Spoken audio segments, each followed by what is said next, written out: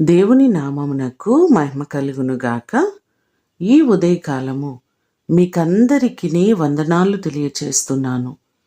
ఈ దినము మిమ్మలను బలపరచు దేవుని మాట, నిజమైన స్నేహితుడు విడువక ప్రేమించును. సామెతలు 17వ అధ్యాయము 17వ వచనం.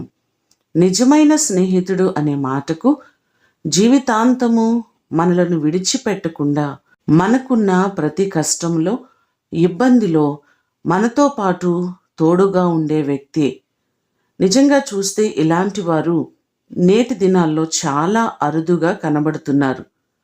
ప్రాణ స్నేహితులు అని నమ్మి వారికి మన పర్సనల్ విషయాలు పంచుకుంటే చివరికి వారే శత్రువులుగా మారి మన గురించి అనేకులకు చెడ్డగా చెప్తున్నవారు ఉన్నారు. కానీ నిర్గమకాండము 33వ అధ్యాయము 11వ వచనములో చూస్తే, మనుష్యుడు తన స్నేహితునితో మాట్లాడుచున్నట్లు యెహోవా మోషేతో ముఖాముఖిగా మాట్లాడుచుండెను అనే మాటలు మనకు కనబడుతున్నాయి. సృష్టికర్త అయిన దేవుడు మంటి మానవునితో సహవాసము చేయడానికి ఇష్టపడుతూ మోషేను గురించి గొప్ప సాక్ష్యాన్ని చెప్పడం మనం చూస్తున్నాం. ఈ లోకంలో స్నేహాలు స్వార్థముతో కూడి ఉన్నప్పటికీ కూడా దేవునితో స్నేహము, ఆయనతో సహవాసము మన జీవితాలకు ఎంతో ఆశీర్వాదకరం. ఆయన మనలను ఎంతగా ప్రేమించాడంటే తన ప్రాణమును పెట్టేంతగా మన కొరకు ఆయన తన్ను తాను అర్పించుకొని తన సర్వస్వాన్ని మన కొరకు ధారపోసిన గొప్ప దేవుడు. ఇంతకంటే మనలను ప్రేమించేవారు ఎవరుంటారు? ఆయనే నిజ స్నేహితుడు.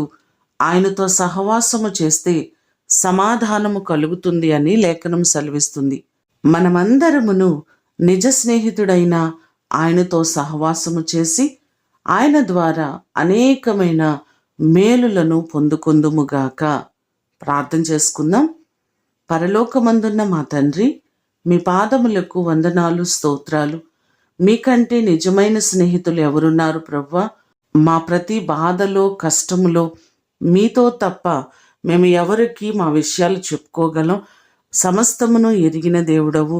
నీ కృపచేత మా ప్రియులెల్లరినీ జ్ఞాపకం చేసుకొని ప్రతి వారికి మీరు తోడుగా ఉండి ప్రతి కుటుంబాన్ని దీవించి ఆశీర్వదించమని యేసు నామమున అడిగి వేడుకొని పొందియున్నాము తండ్రి. ఆమేన్. దేవుడు మిమ్ములను దీవించునుగాక.